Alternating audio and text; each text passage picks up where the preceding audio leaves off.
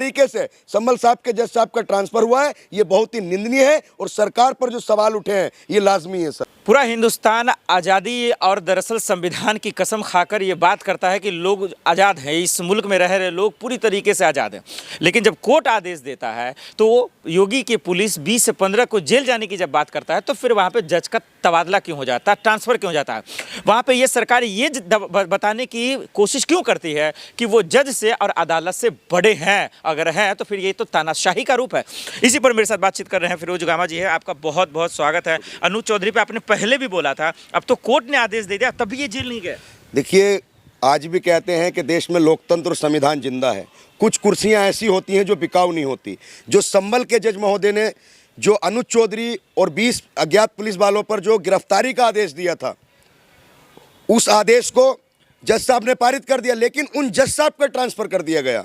आप ये देखिए, जो व्यक्ति जो संभल के अंदर दंगा हुआ था, जो वहां पर 5 लोगों की हत्या हुई थी, उसका आरोपी बनाते हुए उनको जज कोर्ट से गिरफ्तारी के ऑर्डर मिलते हैं, लेकिन उस जज का तबादला हो जाता है, उसके स्थान पर नया जज ला दिया है। संभल के जितना भी बार एसोसिएशन था उसके खिलाफ हल्ला बोल हुआ, पूरे उत्तर प्रदेश के वकीलों ने प्रदर्शन किया। लेकिन अब ये देखिए, जहां हम एक तरफ संविधान की कसम खाते हैं कि संविधान सबको बराबरी और इंसाफ की बात करता है, सबको न्याय दिलाने की बात करता है, तो संभल वाला जो पूरा प्रकरण में जिस तरीके से अनुज चौधरी की नाकामी और विफलता को छुपाने के लिए वहां पर लॉ एंड ऑर्डर खराब हुआ था और वहां 5 लोगों की हत्या हुई थी, उसका दोषी मानते हुए माननीय संभल न्यायालय ने अनुज चौधरी को दोषी करार दे दिया।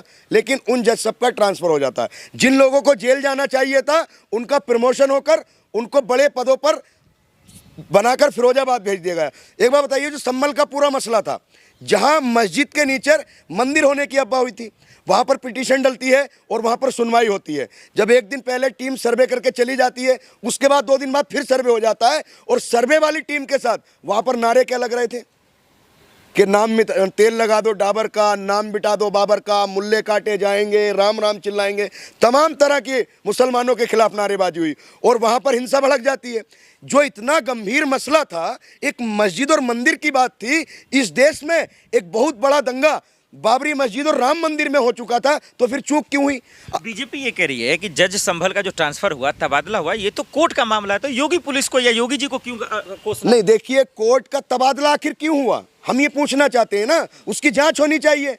तो अनुज चौधरी की नाकामी छुपाने के लिए, उसके गुनाहों पर पर्दा डालने के लिए उनका ट्रांसफर हो गया। सवाल कौन पूछेगा? देश की जनता सवाल पूछेगी, विपक्ष सवाल पूछेगा, देश के मनपसंद लोग जो संविधान में, कानून में विश्वास रखते हैं, वो लोग सवाल पूछेंगे। तो अनुज चौधरी या योगी आदित्यनाथ या कोई भी सरकारी कुर्सी पर बैठा, संवैधानिक पद पर बैठा व्यक्ति अपने आप को संविधान से ऊपर ना समझे। इस देश में सबसे ऊपर संविधान है, था और रहेगा सर। क्या योगी सरकार ये बताना चाहती है कि हम अदालत और जज से बड़े हैं, ऊपर हैं? हाँ सर, इससे साफ जाहिर होता है ना, जो प्रशासनिक तबादले होते हैं किसके हाथ में होते हैं? वो सरकार के हाथ में होते हैं। अब 2 दिन, जिस दिन उनको आरोपी बनाया उन जज साहब ने, अगले ही दिन उनका ट्रांसफर हो गया, तो क्या समझेंगे? बताइए ना। एक ऐसा फैसला उन्होंने जो एक चहिता सिंघम, जिसको सिंघम भी कहा था, क्योंकि उन्होंने कोई भी जो संवैधानिक पद पर या वर्दी में या कुर्सी पर बैठा है, उसका कोई धर्म या मजहब नहीं होता। अगर वो ड्यूटी के दौरान किसी धर्म का प्रचार करता है या अपने आप को धार्मिक बताता है तो वो गलत है। कुर्सी पर बैठा हुआ जो भी इंसान, वो धर्म की शपथ नहीं लेता सर, वो संविधान की शपथ लेता है और वो ये शपथ लेता है कि मैं भारत के संविधान पर प्रति मेहनत, ईमानदारी, वफादारी, बिना किसी भेदभाव के, बिना किसी धर्म के पूरा निष्ठापूर्वक अपने पद का पालन करूंगा। कहाँ गया वो?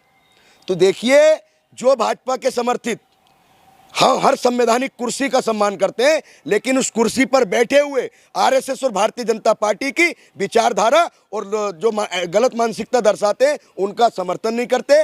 जिस